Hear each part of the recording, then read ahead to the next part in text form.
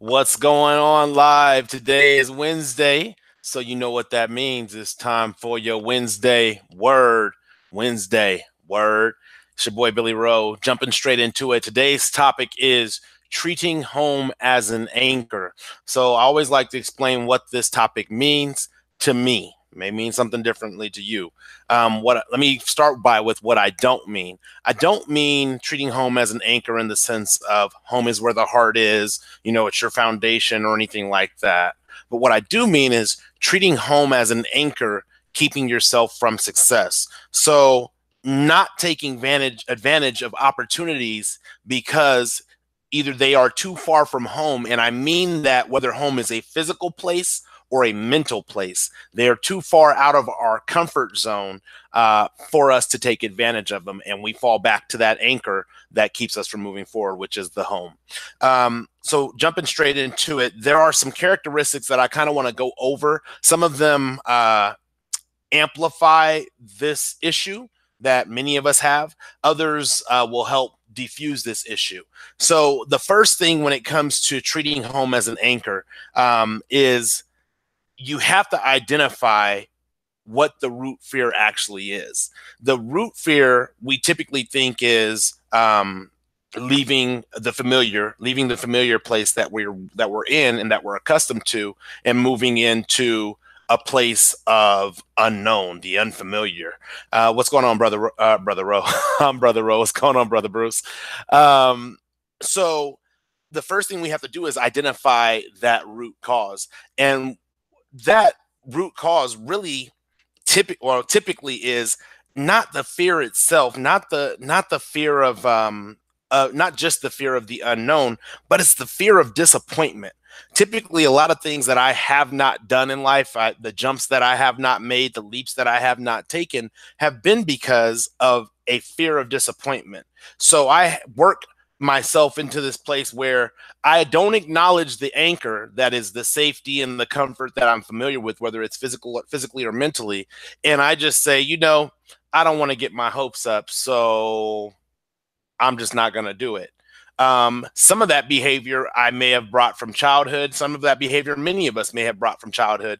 I don't know about you guys, but there were those times in life when I was a kid in Sacramento, sitting on a hot summer porch, burning up in a swimming suit and a towel, trying to wait to go swimming because I was told I was going to go swimming that day.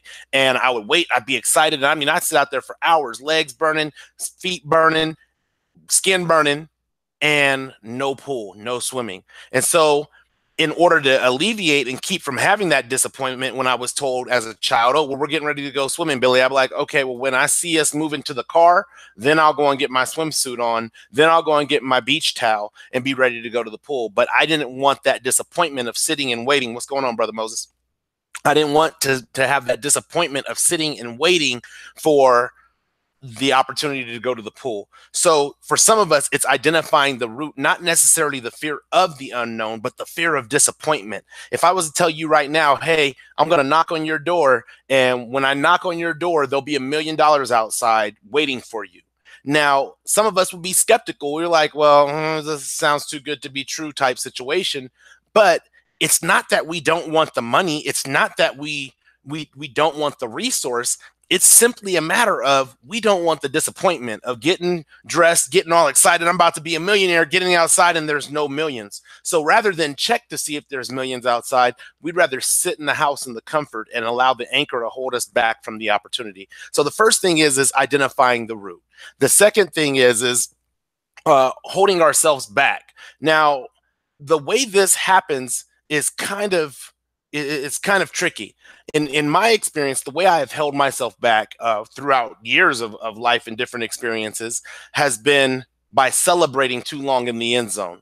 So what I mean by that is kind of that Al Bundy complex. I got 4 touchdowns in a single game back in high school, but now I'm 40 years old and I'm still reflecting and celebrating the same old trophy. So we get caught up in this over celebration.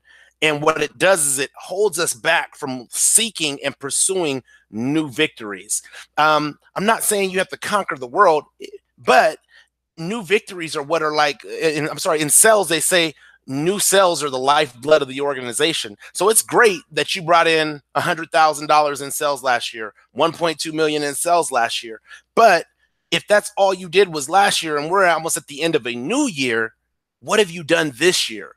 What have you done to push yourself this year? So sometimes what happens is we get too busy caught up living maybe a lavish lifestyle because we have the money right now. Or, you know, in some cases, I'll tell you right now, I'm 20 pounds heavier than I was at the beginning of the year because I felt comfortable at where I was at and I stopped putting in the work that was necessary to maintain where I was at and continue to head in the direction I was going. So now I got more work to do because I was too busy celebrating where I was at. The third thing being is that you have to pick up your anchor. I don't care if your anchor is, again, physical or if your anchor is mental. You have to pick it up if you want to move forward. Other than that, what you do is you end up creating this rubber band. Instead of the anchor being attached to a chain, it's attached to a rubber band. And that rubber band will allow you to stretch so far, and then it has to make a choice. Either the rubber band is going to break and you'll stumble forward, or the rubber band is going to snap back and you'll be right back at the anchor, that safety net that you have established. So many of us do this and struggle with this when it comes to relationships, where we know we're in a relationship that's unhealthy for us. We know that we need to be doing things to make ourselves individually better as a person, and we don't do those things, and we stay in those relationships because they are known. They are a known entity. This is where I set my anchor at, so this is where I'm going to stay. And then some of us will attempt to keep the foot in that relationship and extend it to the next island, the next relationship, while still anchored at the port of the old relationship. And what you end up doing, even if you do make it into the next relationship, you end up causing issues in that relationship prematurely, unnecessarily, because of the fact that you still had an anchor when you set sail. So now somebody has to go back and get the anchor and say, well, you know, I'm moving on to this person. And how do you think, number one, that makes the person that you're moving on feel? They feel used. They feel like they were taken advantage of. And then how does the person who is allegedly now your new anchor port or your new harbor, how do you think that they feel knowing that, well, shoot, he kind of kept that foot or she kind of kept that foot in that relationship until they got to me. So I have to be on the lookout for if something goes down and things seem like they're a little rocky in our relationship, because he might still have his anchor here or she might still have her anchor here, but they are more than likely trying to move on to the next thing. So those are the 3 bullets that I wanted to jump in. I'm going to be really rapid fire tonight because I'm trying to get in and out for you guys and for myself. But I do want to talk about some tools before I share. Oh, no, I'll share a story with you that kind of got me thinking about this topic. And it got me thinking about it, not in the sense of the anchor, but in the sense of how we allow fear to direct our activities and to direct our productivity, really. And so I was at a place of business out here in Utah that I adore. It's called Create Donuts. And they have amazing donuts. So if you get a chance to be in Utah, go there and eat their product. But I got to have a conversation with the owner of Create Donuts. And the crazy thing is in this conversation, she is sharing with me about how she is a great water skier, that she's really good at it. You know, from the first time she got up, she has not fallen down, has never fallen. And the crazy thing is you would think, man, that's really good. She's successful at something. She's going to be doing that all the time because she's good at it. Well, the reality is that she doesn't enjoy water skiing. And the reason she doesn't enjoy water skiing is because she is so consumed with not wanting to fall that's all she can focus on is, I don't want to fall. I don't want to fall. I don't want to fall. I don't want to fall. So because she's only focused on that, she doesn't get the enjoyment of the cool breeze in her hair. She doesn't get the splashing of water on her face. She doesn't get like, oh man, I did that good trick. All she gets to do is grip tight to the handle and allow the boat to drag her and focus on the fear of falling. And so she said, you know, I don't even water ski anymore because I do not enjoy it. I'm really good at it, but I'm only good at it because of this fear, because of this rooted anchor that I have on not falling. So because of that rooted anchor, she is missing out on a total experience of being moved at about 30 to 40 miles an hour behind or towed behind a boat and just enjoying a fun thing to do. So I kind of started thinking about, where do we do that at in life? And she kind of shared some other parts of her story with me, as far as like business, how she ended up in business, even though that wasn't her focus in school. It was driven because she had to make a decision that, I'm no longer going to make fear-based decisions. See, we can't make the decision to stay close to our house because of the fear of being away from it. We can't stay in the front of the house where the porch light shines so that we can see in front of us and be afraid to venture into that unknown. We actually have to be bold in order to experience a total and complete experience in this life. We have to be bold and courageous to step out there and be willing to say, hey, this anchor, it's a good foundation, but I need to pull up my anchor so that I can set sail. So I just want to leave you with a couple of tools that will help you with this, because I still struggle with this myself. I'm very much out of my comfort zone right now, being out here in Utah. But, oh, you know what? Sorry about that, you guys. I am very much out of my comfort zone being out here in Utah. But the thing for me is that I have learned that no matter where I'm at, I'm there. And so instead of my anchor being a location or emotional attachments or friends or family or my children or whatever it may be, my anchor has become me. And so my anchor never goes down in the water, and it's always me carrying me with me, my authentic self. So I want to leave you with these tools before I get going, but just to kind of help you with processing this. Hopefully you guys are able to follow along with the tools and write them down. I know I'm kind of talking fast today, but I want to make sure I'm conscious of the time that I'm spending on the video with you guys. So the first tool when it comes to addressing treating your home as an anchor is, you got to build confidence like an infant. An infant is lightweight, reckless. Like, they don't know how to walk, they don't know how to run, they don't know how to crawl, but they will try anything that they can possibly get their body to do with their mind. They'll try it. And I remember actually when my oldest son, when he was, I think he was like he was about 1 year old. And I remember putting him down in the crib and then going upstairs to cook or going up to the kitchen to cook dinner. And like 4 minutes later, he comes around the corner in the room and he's looking at me, and I'm like, dang, did I put the crib gate up? So I'm like, okay, well, let me put him in there. And then I go in there, the crib gate is up. So I'm like, okay, I don't know how that happened.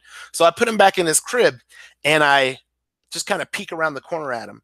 And while I'm peeking around the corner, I see him move all of his stuffed animals and his blankets and his covers to the corner, climb up to the top, and literally just fall out of the crib. He was fearless. He knew he wanted to be out of the crib, which was his known, which was his anchor, which was actually like his cage. And he decided, I don't want to be here anymore. I want to see what's going on outside of this room. And so he made a leap. He didn't measure and say, ooh, if I fall that far, I might break something. Or, you know, if I take my time a little better and do it this way, I'll get out. He was like, whatever it takes to get out of this crib is what I'm doing. So we have to kind of be on that mindset of an infant who is fearless and willing to learn and willing to explore at all costs. The second thing is you purposely have to put yourself in practice scenarios. I'm big on running through hypothetical scenarios in my mind, but I'm also big on actually being out and about and talking to people and engaging with people that I normally don't engage with. So it puts me in a place where I have to be able to think on the fly. It puts me in a place where I have to listen intently because I don't know the person. It puts me in these different positions that allow me to practice and hone my skills of communication. So you have to put yourself in these practice scenarios. You never see a team go out on crunch time for the first time in the game. They practice crunch time scenarios. I don't care if it's soccer. I don't care if it's water polo, whatever it may be. They practice for those crunch time moments. So you have to put yourself in those scenarios that are going to allow you to practice your crunch time moments, to pull up your anchor and set sail no matter what. The third thing is you got to get comfortable with being uncomfortable. True, 1300.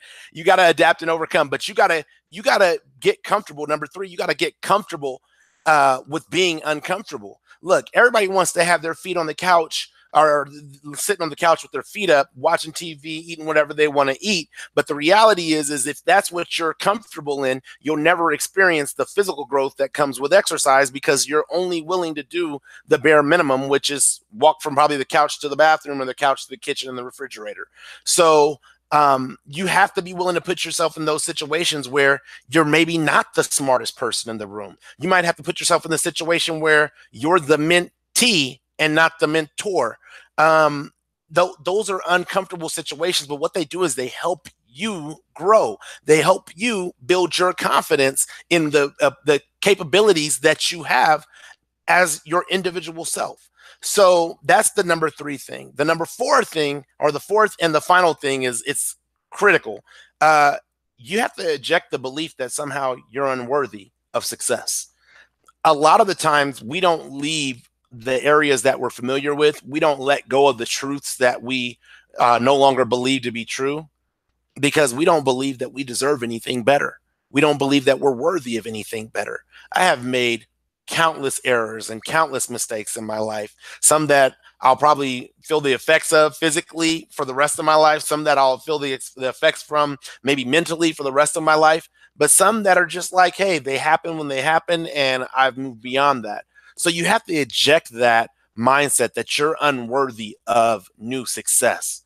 I know countless people that have made it into the professional NFL, that play professional sports. But the reality is that for them, if they were only caught on being in the anchor of the community in which they started, they would have never trajected or propelled themselves to that level. They would have been like, Al Bundy, I made 4 touchdowns back in high school in a single game. So eject that mindset that says you're not worthy. Realize that you are worthy for whatever you put the work in. The law of attraction says what you think about will be attracted to you. But in the book The Secret, what they fail to mention is it will be attracted to you and you will obtain it if you're willing to put in the work. If you put in the work for something that you genuinely want wholeheartedly, then you are worthy of it, because you have placed the effort, you have put forth the effort that is required to achieve it.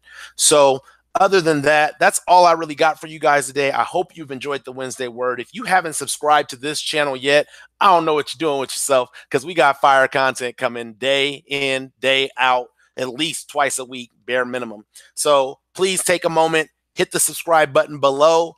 Make sure you ring the bell so you know when I'm on this channel live. Next week on Tuesday, I will be doing another First Row Intersation. That intersation will be based on embracing change. We already talked about being transformational. We talked about the pressure cooking in America. We talked about fatherhood last night. If you missed it, check into one of those 3 videos. But next week on Tuesday at 7 p.m. Pacific Standard Time, we will be talking about embracing change. So I hope you guys have enjoyed the Wednesday Word. If you like this video, please share it. If you share it, please like it. I'm happy to engage with you in the chat, and I'm happy to engage with you in the comments below if it's not the live video. But until then, I look forward to seeing you for the Wednesday Word in 7 days. One love, peace, and God bless.